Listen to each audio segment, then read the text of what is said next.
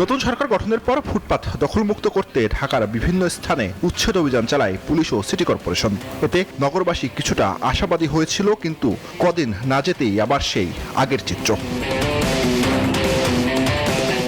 রাজধানীর ফুটপাত মানেই যেন হকারদের দখল আর পথচারীদের ভোগান্তি।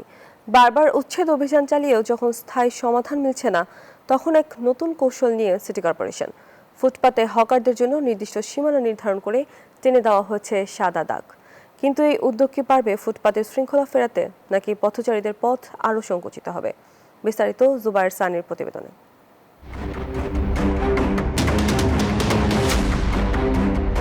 রাজধানীর ব্যস্ত ফুটপাত মানেই যেন বিশৃঙ্খলা। পথচারীদের চলাচলের নির্ধারিত জায়গার বেশিরভাগটাই হকারদের দখলে চলে যায়। ক্রেতাদের পাশ কাটিয়ে কোনো মতে সামনে আগাতে হয়। নতুন সরকার গঠনের পর ফুটপাত দখলমুক্ত করতে ঢাকার বিভিন্ন স্থানে উচ্ছেদ অভিযান চালায় পুলিশ ও সিটি কর্পোরেশন। এতে নগরবাসী কিছুটা আশাবাদী হয়েছিল, কিন্তু কদিন না যেতেই আবার সেই আগের চিত্র। শৃঙ্খলা ফেরাতে এবার নতুন পথে হাঁটছে সিটি কর্পোরেশন। হকারদের জন্য ফুটপাত ও রাস্তার বিভিন্ন স্থানে টেনে দেওয়া হয়েছে সাদা দাগ। এখানে শুধু কার্ডধারীরাই জায়গা পাবেন, আর দাগের বাইরে গেলেই গুনতে হবে জরিমানা, হতে হবে উচ্ছেদ। তবে স্থায়ী পুনর্বাসন না হওয়া পর্যন্ত এই ব্যবস্থায় উচ্ছেদ আতঙ্ক থেকে কতটা মুক্তি মিলবে তা নিয়ে শঙ্কিত হকাররা।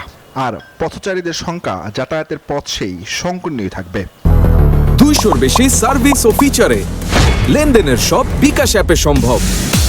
এখন যে কার্ডটা করতেছে সেই কার্ডটা দেখা গেছে যে দোকানটা একজনের দোকান এইখানে আছে, কিন্তু সেই কার্ড অনুযায়ী তাকে যেতে হবে হয়তো এক কিলো দূরে। আমি এখানে কত আছে দীর্ঘ অনেক দিন ধরে, ঠিক আছে, আমার যদি আরেক জায়গায় দেয় তাহলে এটা তো মনে করেন আমি কইলে তো আর যাওয়া যায় না। হকারগো সাইডে দোকান দেওয়া এটা ঠিক আছে, কিন্তু এই যে রাস্তার মাঝখানে এটা তো ঠিক হয় নাই। তাদেরকে নির্দিষ্ট কোনো একটা ব্যবস্থা করে দিলে তাদের উপকার হয়, জনগণের ভোগান্তি কমে। নগর পরিকল্পনাবিদদের মতে শুধু দাগ দিয়ে দখলদারিত্ব বন্ধ করা সম্ভব নয়। এজন্য নিয়মিত তদারকি ও হকারদের ডাটাবেস থাকতে হবে। ফুটপাতের রাস্তার করিডোর ধরে পরিকল্পনা করা হয়, তাহলে যেখানে বাড়তি জায়গা থাকবে সেগুলোকে একটা পরিকল্পিত ব্যবস্থাপনার অধীনে এনে এর তত্ত্বাবধানের জন্য স্থানীয় যারা ভলেন্টিয়ার রয়েছে, রাজনৈতিক প্রান্তিক যুব সংগঠন রয়েছে, তাদেরকে অঙ্গীভূত করা যায়। আইন শৃঙ্খলা বাহিনীকেও এর সাথে যুক্ত করা যায় জবাবদিহিতার মধ্যে দিয়ে।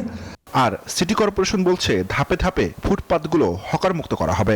ঢাকা দক্ষিণ সিটি কর্পোরেশন আওতায় আমরা 60টি স্পটকে আমরা নির্ধারণ করেছি। পর্যায়ক্রমে আমরা ইতিমধ্যে আমাদের গুলিস্তানে আপনি যাবেন যে রমনা শপিং কমপ্লেক্সের পার্শ্ববর্তী লিঙ্ক রুটে আমরা আপাততভাবে আমরা তাদেরকে রেজিস্ট্রেশন আওতায় এনে আমরা তাদেরকে আইডি কার্ড দিয়েছি। তাদের পরিবার এই আয়ের উপর নির্ভর করে, জীবিকা নির্বাহ করে, সে প্রেক্ষিতে আমরা এটিকে আমরা ধীরে ধীরে সম্প্রসারণ করব।